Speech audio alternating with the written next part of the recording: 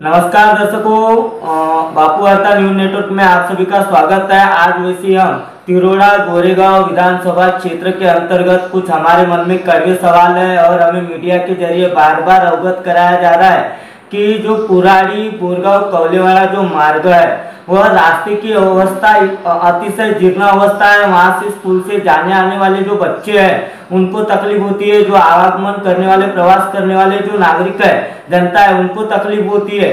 तो इसी के ऊपर यहाँ के जो रविकांत गुड्डू बोपचे हैं इनसे हम जानने का प्रयास करेंगे कि यह रास्ते के ऊपर इनका क्या कहना है।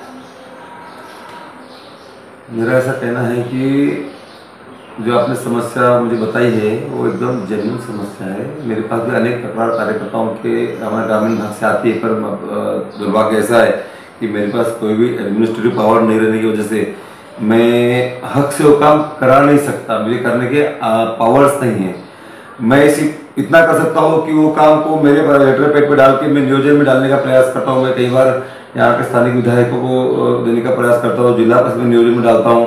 पर अब कैसा है, वो सारे हमारे यहाँ राजनीति में कैसा होता है ना कि विरोध को ये विरोध ही करके ही देखते हैं। अगर उन्होंने कोई गुड्डू बोपचे ने कोई अच्छा काम सुझाया है तो वो काम होना चाहिए, पर हमारे यहाँ स्पर्धा नाम की होती है। नहीं, उसने सुझाया काम ना, वो तो जानबूझ के बाजू में हो जाएगा, वो काम नहीं होएगा। तो क्या होता है ना, जो काम अगर किसी ग्रामीण जनता ने सुझाया है उन कामों के ऊपर नेताओं ने ध्यान विशेष रूप से देना चाहिए, ऐसा मेरा मानना है। और आपने जो काम सुझाए हैं जो क्षेत्र के, तो वो कुराड़ी सर्कल से लेके तो कवलेवाला सर्कल की बोरगांव, सुखपुर, कुराड़ी, कुछ सोनेगांव के उधर के रोड इतने खस्ता हाल है कि इधर से आप जाएंगे तो चितगांव की तरफ से एक दो रास्ते अंदर के भी ऐसे जो काफी खराब कंडीशन में है। पर अब कैसा है, मैं सिर्फ उनकी बातें कर सकता हूँ, पर ये काम होना चाहिए। ऐसा मुझे बताइए, पुरगांव का हरिजन बस्ती को डायरेक्ट रास्ता जुड़ता है, ये भी रास्ते की मांग बहुत साल पुरानी है। अब इसमें कैसा बोपचे साहब विधायक रहे जरूर है, पर वो जिस जमाने में विधायक रहे उस जमाने में तो फंड बहुत कम हुआ करता था, या फिर वो विधायक रहे हैं तो उस जमाने में वो विरोधी पक्ष के हमेशा विधायक रहे। अभी के विधायकों का सौभाग्य ऐसा है कि सत्ता पार्टी के विधायक रहे। सत्ता पार्टी में तो चाहे उतना फंड मिलता है, चाहे उतना फंड वो ला रहे हैं, ला सकते हैं कि मैं तो सुना हूं कि इनको 100 करोड़ 50 करोड़ का फंड इनको मिल रहा है। तो अगर इनकी काम करने की अच्छी नीयत है और क्षेत्र के विकास को लेकर अगर इनकी ये नीयत अच्छी है तो इन्होंने इन सब कामों पर ध्यान देना चाहिए, क्योंकि ये सब चीजें राजनीति से apart from the politics in सब बातों का विचार करना चाहिए। कई बार क्या होता है, नेता ऐसे कामों का नियोजन करता है कि जैसे मैं हमेशा मेरे इंटरव्यू में बोलता हूँ कि अभी के विधायकों को ऐसा लगता है कि ठेकेदारी और ठेकेदारी से कमीशन, नेताओं को ऐसा लगता है कि कमीशन जो नेता जो कार्यकर्ता लाकर देता है हम वही क्षेत्र के काम नियोजन में डालो, क्योंकि वहां का डालेंगे तो वहां का स्थानीय कार्यकर्ता काम मांगेगा, फिर वो काम आएगा तो हम काम को दे नहीं सकते तो उसको डालो मत।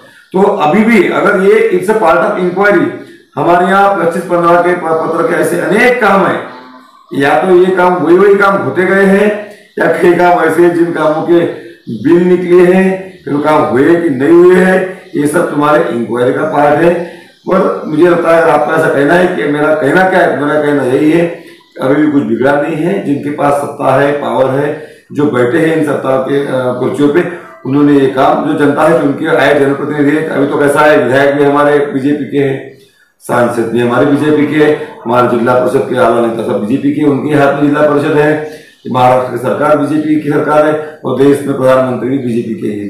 तो और गली से लेकर दिल्ली तक सत्ता में है, तो इन्होंने ये सब कामों पर ध्यान देना चाहिए। बाकी सामान्य लोगों के काम तो मैं मेरे कार्यालय के माध्यम से मैं जो मुझे अप्रोच करते हैं वो लोग कर ही रहा हूँ। मैं आपकी बात को रोकना चाहूंगा। इसी तरह धापेवाड़ा के तिरोड़ा जो परसवाड़ा रोड है वह भी रास्ते की अवस्था जो है जर्जर है। उसके ऊपर भी आपके जो है पंचायत समिति गोंदिया के उपसभापति नीरज उपवंशी भी वह आंदोलन पे बैठे थे, 60वीं आंदोलन पे, और वह बैठने के पश्चात भी वह रास्ता नहीं बना और उन्होंने अल्टीमेटम भी दिया था कि रास्ता रोको आंदोलन किया जाएगा। वह उपोषण पे भी बैठे, लेकिन उनकी भी मांग की गुहार नहीं लगी।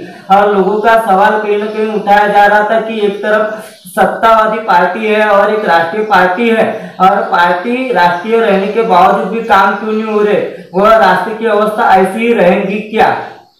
सही बात कहा आपने। अभी जो रोड का हालत है गोंदिया परसवाड़ा रास्ता, वो एक्चुअली तिरोड़ा विधानसभा को जोड़ने वाले का one of the main road है, मुख्य रास्ता है।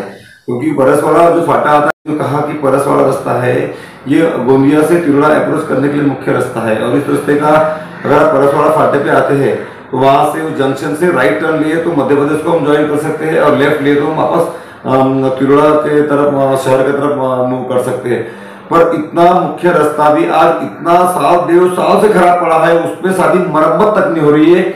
वहां इतने ज्यादा एक्सीडेंट हो रहे हैं, स्थानिक लोगों के लोग गिर रहे हैं, बच्चे, स्कूल के बच्चों को तकलीफ हो रही है, पर प्रशासन और यहाँ के स्थानिक जनप्रतिनिधि, उनका कोई ध्यान नहीं उसके ऊपर। और इसीलिए हमारे पार्टी के जो हमारे वहाँ के जो उपसभापति है गोंदिया पंचायत समिति के माननीय नीरज उपवंशी जी, और उनके वहाँ के लोकल बाकी सब पार्टी के भी लीडर्स लोग थे, मुझे लगता है, और सब मिलकर उन्होंने एक वहाँ पे आंदोलन किया। मेरा ये कहना नहीं कि राष्ट्रवादी के लोग करके, वहाँ राष्ट्रवादी के भी थे, कांग्रेस के भी थे, कुछ भाजपा के भी कार्यकर्ता उनके साथ मिले हुए थे।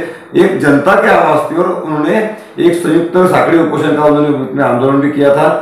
और पर वो आंदोलन को गवर्नमेंट के, सरकार के जो अधिकारी, उन्होंने वहां के उनको प्रॉमिस किया था कि हम आपके आंदोलन खत्म करिए, आवागमन में तकलीफ हो रही है। तो उन्होंने बच्चों को स्कूल जाना है, तो लोगों को तकलीफ होती है जाने के लिए, काम पे जाने के लिए, तो उनकी तकलीफ को देखते हुए और सरकार के नुमाइंदों ने, अधिकारियों ने आके जो रिक्वेस्ट के आधार पे और जो उन्होंने उनको कमिटमेंट दिया था कि हम तुरंत हम ये काम चालू करते हैं, इस आधार पर उन्होंने अपना आंदोलन आज जरूर पीछे लिया है। पर अगर वो ये समझ रहे हैं कि इनका वो पोषण खत्म हो गया है, आगे फिर से हम काम नहीं करेंगे तो चलेगा, तो ऐसा कुछ नहीं है। हमने वो अल्टीमेटम कुछ दिन के लिए दिया है, अगर वो हमारा बात की तरफ नहीं मानेंगे तो हम बड़े तीव्र आंदोलन की भी हम आगे तैयारी करेंगे। ऐसी खबर देखने के लिए बापू वार्ता न्यूज नेटवर्क को सब्सक्राइब कीजिए, बेल आइकन पर प्रेस कीजिए। गोंदिया से देवेंद्र दमाए।